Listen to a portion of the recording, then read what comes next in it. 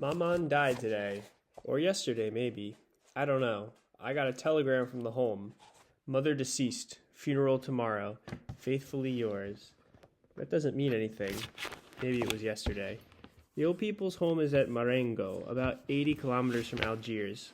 I'll take the 2 o'clock bus and get there in the afternoon. That way I can be there for the vigil and come back tomorrow night. I asked my boss for 2 days off, and there's no way he was going to refuse me with an excuse like that. But he wasn't too happy about it. I even said, "It's not my fault." He didn't say anything. Then I thought I shouldn't have said that. After all, I didn't have anything to apologize for. He's the one who should have offered his condolences. But he probably will day after tomorrow when he sees I'm in mourning. For now, it's almost as if Maman weren't dead. After the funeral, though, the case will be closed, and everything will have a more official feel to it. Maman being the French for mother. I caught the 2 o'clock bus. It was very hot. I ate at the restaurant at Celeste, as usual. Everybody felt sorry for me, and Celeste said, "You only have one mother." When I left, they walked me to the door. I was a little distracted because I still had to go up to Emmanuel's place to borrow a black tie and an armband. He lost his uncle a few months back. I ran so as not to miss the bus. It was probably because of all the rushing around, and on top of that, the bumpy ride, the smell of gasoline, and the glare of the sky on the road, that I dozed off. I slept almost the whole way, and when I woke up, I was slumped against a soldier who smiled at me and asked if I had been traveling long. I said yes, just so I wouldn't have to say anything else. The home is 2 kilometers from the village. I walked them. I wanted to see Maman right away, but the caretaker told me I had to see the director first. He was busy, so I waited a while. The caretaker talked the whole time, and then I saw the director. I was shown into his office. He was a little old man with the ribbon of the Legion of Honor in his lapel. He looked at me with his clear eyes. Then he shook my hand and held it so long I didn't know how to get it loose. He thumbed through a file and said, "Madame Mersol, come to us 3 years ago. You were her sole support." I thought he was criticizing me for something, and I started to explain, but he cut me off. "You don't have to justify yourself, my dear boy. I've read your mother's file. You weren't able to provide for her properly. She needed someone to look after her. You earn only a modest salary, and the truth of the matter is, she was happier here." I said, "Yes, sir."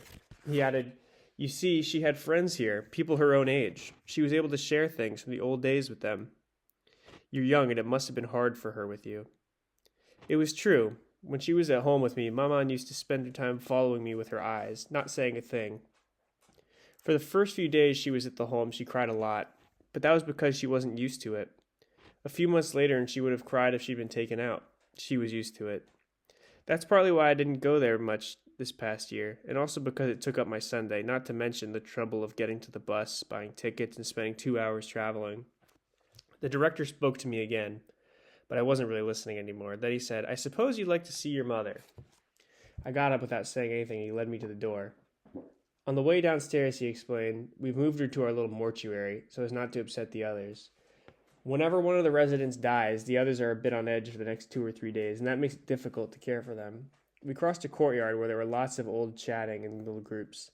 As we went by, the talking would stop, and then the conversations would start up again behind us. The sound was like the muffled jabber of parakeets. The director stopped at the door of a small building. "I will leave you now, Monsieur Mersault. If you need me for anything, I'll be in my office." As is usually the case, the funeral is set for 10 o'clock in the morning. This way you'll be able to keep vigil over the departed. One last thing. It seems your mother often expressed to her friends her desire for a religious burial. I've taken the liberty of making the necessary arrangements, but I wanted to let you know. I thanked him. Well, not an atheist, Mama had never in her life given a thought to religion. I went in. It was a very bright whitewashed room with a skylight for a roof. The furniture consisted of some chairs and some cross-shaped sawhorses. 2 of them in the middle of the room were supporting a closed casket. All you could see were some shining screws, not screwed down all the way, standing out against the walnut-stained planks. Near the casket was an Arab nurse in a white smock, with a brightly colored scarf on her head. Just then the caretaker came in behind me. He must have been running. He stuttered a little. "We put the cover on, but I'm supposed to unscrew the casket so you can see her." He was moving towards the casket when I stopped him. He said, "You don't want to?" I answered no. He was quiet, and I was embarrassed because I felt I shouldn't have said that. He looked at me and then asked, "Why not?" But without criticizing, as if he just wanted to know. I said, I don't know. He started twirling his mustache, and then without looking at me again, he said, I understand. He had nice pale blue eyes and a reddish complexion. He offered me a chair and sat down right beside me. The nurse stood up and went toward the door. At that point, the caretaker said to me, she's got an abscess. I didn't understand, so I looked over at the nurse and saw that she had a bandage wrapped around her head just below the eyes. Where her nose should have been, the bandage was flat. All you could see of her face was the whiteness of the bandage. When she'd gone, the caretaker said, I'll leave you alone. I don't know what kind of gesture I made, but he stayed where he was, behind me. Having this presence breathing down my neck was starting to annoy me. The room was filled with beautiful late afternoon sunlight. 2 hornets were buzzing against the glass roof. I could feel myself getting sleepy. Without turning around, I said to the caretaker, have you been here long? Right away he answered, 5 years, as if he'd been waiting all along for me to ask. After that, he did a lot of talking. He would have been very surprised if anyone had told him he would end up caretaker at the Marengo home. He was 64 and came from Paris. At that point, I interrupted him. Oh, you're not from around here. Then I remembered that before taking me to the director's office, he had talked to me about my mom. He told me that they had to bury her quickly because it gets hot in the plains, especially in this part of the country. That was when he told me he had lived in Paris and that he had found it hard to forget it. In Paris, they kept vigil over the bodies for 3, sometimes 4 days. But here you barely have time to get used to the idea before you have to start running after the hearse. Then his wife had said to him, hush now, that's not the sort of thing to be telling the gentleman.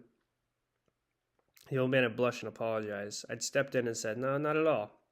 I thought what he'd been saying was interesting and made sense. In the little mortuary, he told me that he'd come to the home because he was destitute. He was in good health, so he'd offered to take on the job of caretaker. I pointed out that even so, he was still a resident. He said no, he wasn't. I had already been struck by the way he had of saying they or the others, and less often the old people, talking about the patients when some of them weren't any older than he was. But of course it wasn't the same. He was the caretaker, and to a certain extent, he had authority over them. Just then the nurse came in. Night had fallen suddenly. Darkness had gathered quickly above the skylight. The caretaker turned the switch, and I was blinded by the sudden flash of light. He suggested I go to the dining hall for dinner, but I wasn't hungry. Then he offered to bring me a cup of coffee with milk. I like milk in my coffee, so I said yeah, and he came back a few minutes later with a tray. I drank the coffee. Then I felt like having a smoke, but I hesitated because I didn't know if I could do it with Maman right there. I thought about it. It didn't matter. I offered the caretaker a cigarette and we smoked. At one point he said, you know, your mother's friends will be coming to the vigil too. It's customary. I have to go get some chairs and some black coffee. I asked him if he could turn off one of the lights. The glare on the white walls was making me drowsy. He said he could not. That was how they'd been wired. It was all or nothing. I didn't pay too much attention to him after that. He left, came back, set up some chairs. On one of them he stacked some cups around a coffee pot. Then he sat down across from me on the other side of my mom. The nurse was on the side of the room too, but with her back to me. I couldn't see what she was doing, but the way her arms were moving made me think she was knitting. It was pleasant. The coffee had warmed me up, and the smell of flowers on the night air was coming through the open door. I think I dozed off for a while. It was a rustling sound that woke me up because I had had my eyes closed. The whiteness of the room seemed even brighter than before. There wasn't a shadow anywhere in front of me, and every object, every angle and curve stood out so sharply it made my eyes hurt. That's when Maman's friends came in. They were about 10 in all, and they'd floated into the building light without a sound. They sat there without a single chair creaking. I saw them more clearly than I had ever seen anyone, and not one detail of their face or their clothes escaped me. But I couldn't hear them, and it was hard for me to believe they really existed. Almost all the women were wearing aprons, and the strings, which were tied tight around their waists, made their bulging stomachs stick out even more. I'd never noticed what huge stomachs old women could have. Almost all the men were skinny and carried canes. What struck me most about their faces was that I couldn't see their eyes, just a faint glimmer in the nest of wrinkles.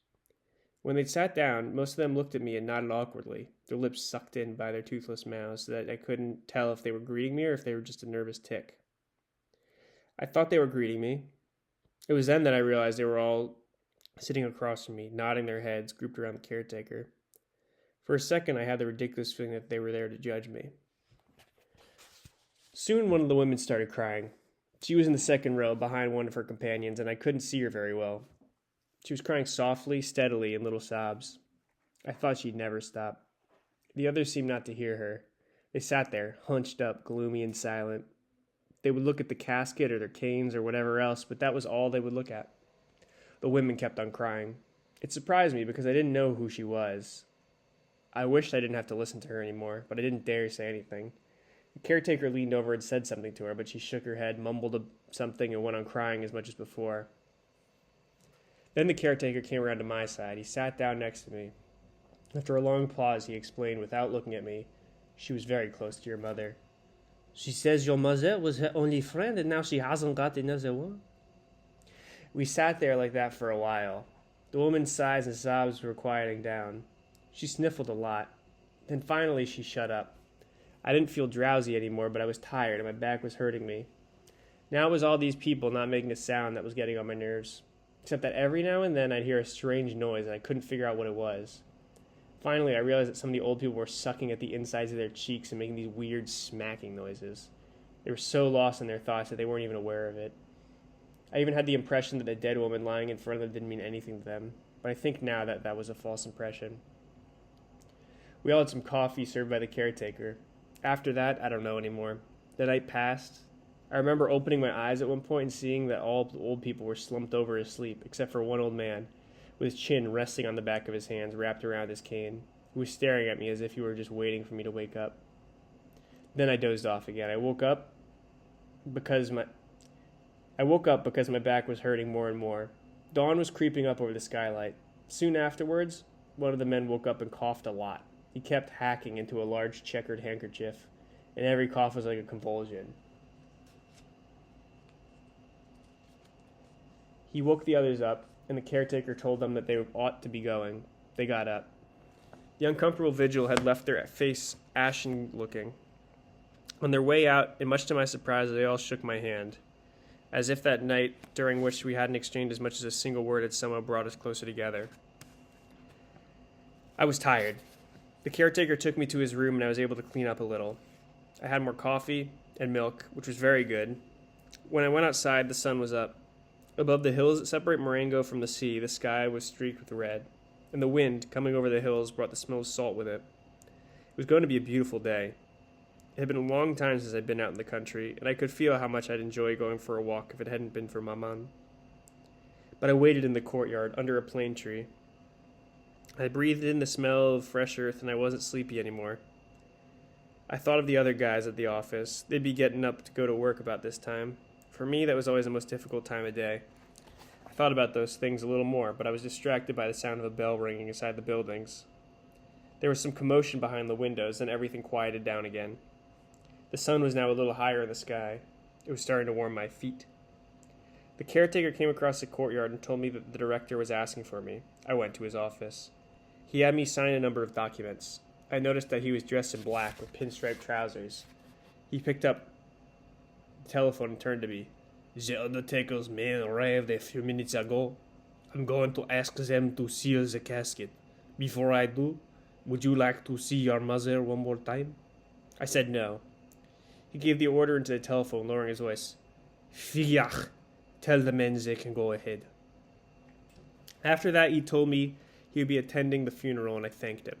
He sat down behind his desk and crossed his short legs. He informed me that he and I would be the only ones there, apart from the nurse on duty. The residents usually weren't allowed to attend funerals. He only let them keep the vigil. "It's more humane that way," he remarked, but in this case he'd given one of Mother's old friends, Thomas Perez, permission to join the funeral procession. At that, the director smiled. He said, "I'm sure you understand. It's a rather childish sentiment, but he and your mother were also inseparable." The others used to tease him and say, "Perez has a fiancée." He laughed. They enjoyed it, and the truth is he's taking Madame Mercedes very hard. I didn't think I could rightfully refuse him permission, but on the advice of our visiting physician, I did not allow him to keep the vigil last night. We didn't say anything for quite a long time. The director stood up and looked out the window of his office. A moment later he said, "Is the priest from Marengo already? He's early." He warned me that it would take at least 3/4 of an hour to walk to the church, which is in the village itself. We went downstairs. Out in front of the building stood the priest and 2 altar boys. One of them was holding a censer, and the priest was leaning towards him, adjusting the length of its silver chain. As we approached, the priest straightened up. He called me my son and said a few words to me. He went inside. I followed. I noticed right away that the screws on the casket had been tightened and there were 4 men wearing black in the room. The director was telling me that the hearse was waiting out in the road, and at the same time I could hear the priest beginning his prayers. From then on, everything happened very quickly. The men moved toward the casket with a pall. The priest, his acolytes, the director, and I all went outside. A woman I didn't know was standing by the door. Monsieur Missel, the director said. I didn't catch the woman's name. I just understood that she was nurse assigned by the home. Without smiling, she lowered her long, gaunt face. Then we stepped aside to make way for the body. We followed the pallbearers and left the home. Outside the gate stood the hearse, varnished, glossy, and oblong. It reminded me of a pencil box. Next to it was the funeral director, a little man in a ridiculous getup and an awkward, embarrassed-looking man. I realized it was Monsieur Perez. He was wearing a soft felt hat with a round crown and a wide brim. He took it off as the casket was coming through the gate. A suit with trousers that were corkscrewed down around his ankles, and a black tie with a knot that was too small for the big white collar of his shirt. His lips were trembling below a nose dotted with blackheads. Strange, floppy, thick-rimmed ears pointed out through his fine white hair, and I was struck by their blood-red color next to the pallor of his face. The funeral director assigned us our places. First came the priest, then the hearse. Flanking it, the 4 men. Behind it, the director, myself, and, bring up the rear, the nurse and Monsieur Perez. The sky was already filled with light. The sun was beginning to bear down on the earth, and it was getting hotter by the minute. I don't know why we waited so long before getting underway. I was hot in my dark clothes. The little old man, who had put his hat back on, took it off again. I turned a little in his direction and was looking at him when the director started talking to me about him. He told me that my mother and Monsieur Perez often used to walk down to the village together in the evenings, accompanied by a nurse. I was looking at the countryside around me, seeing the rows of cypress trees leading up to the hills next to the sky and the houses standing out there against that red and green earth. I was able to understand Maman better. Evenings in that part of the country must have been a kind of sad relief. But today, with the sun bearing down, making the whole landscape shimmer with heat, it was inhuman and oppressive. We got underway. It was then that I noticed that Perez had a slight limp. Little by little, the hearse was picking up speed and the old man was losing ground. One of the men flanking the hearse had also dropped back and was now even with me. I was surprised at how fast the sun was climbing in the sky. I noticed that for quite some time the countryside had been buzzing, with the sound of insects and the cackling of grass. The sweat was pouring down my face. I wasn't wearing a hat, so I fanned myself with my handkerchief. The man from the undertaker's said something to me which I missed. He was lifting the edge of his cap with his right hand and wiping his head with a handkerchief. With his left at the same time, I said, "What?" He pointed up at the sky and said, "Pretty hot." I said, "Yes." A minute later, he said, "Is that your mother in there?" Again, I said, "Yes." "Was she old?" I answered, "Fairly," because I don't know the exact number. After that, he was quiet. I turned around and saw old Perez about 50 meters behind us. He was going as fast as he could, swinging his felt hat at the end of his arm. I looked at the director, too. He was walking with great dignity, without a single wasted motion. A few beads of sweat were forming on his forehead, but he didn't wipe them off. The procession seemed to me to be moving a little faster. All around me was still the same glowing countryside flooded with sunlight. The glare from the sky was unbearable. At one point, we went over a section of the road that had just been repaved. The tar had burst open in the sun. Our feet sank into it, leaving its shiny pulp exposed. Sticking up above the top of the hearse, the coachman's hard leather hat looked as if it had been molded out of the same black mud. I felt a little lost between the blue and white of the sky and the monotony of the colors around me. The sticky black of the tar, the dull black of all the clothes, and the shiny black of the hearse. All of it, the sun, the smell of leather and horse dung from the hearse, the smell of varnish and incense, and my fatigue after a night without sleep was making it hard for me to think or see straight. I turned around again. Perez seemed to be way back there, fading in the shimmering heat. Then I lost sight of him altogether. I looked around and saw that he'd left the road and cut out across the fields. I also noticed there was a bend in the road up ahead. I realized that Perez, who knew the country, was taking a shortcut in order to catch up with us. By the time we rounded the bend, he was back with us. Then we lost him again. He set off cross country once more, and so it went on. I could feel the blood pounding in my temples. After that, everything seemed to happen so fast, so deliberately, so naturally that I don't remember any of it anymore. Except for one thing. As we entered the village, the nurse spoke to me. She had a remarkable voice which didn't go with her face at all. A melodious, quavering voice. She said, "If you go slowly, you'll risk getting sunstroke. But if you go too fast, you work up a sweat and then you catch a chill inside the church." She was right. There was no way out. Several other images from that day have stuck in my mind. For instance, Perez's face when he caught up with us for the last time outside the village. Big tears of frustration and exhaustion were swimming down his cheeks. But because of all the wrinkles, they weren't dripping off.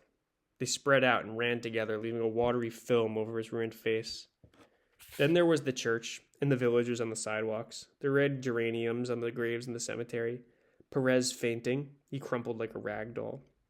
The blood-red earth spilling over Maman's casket, the white flesh of the roots mixed in with it.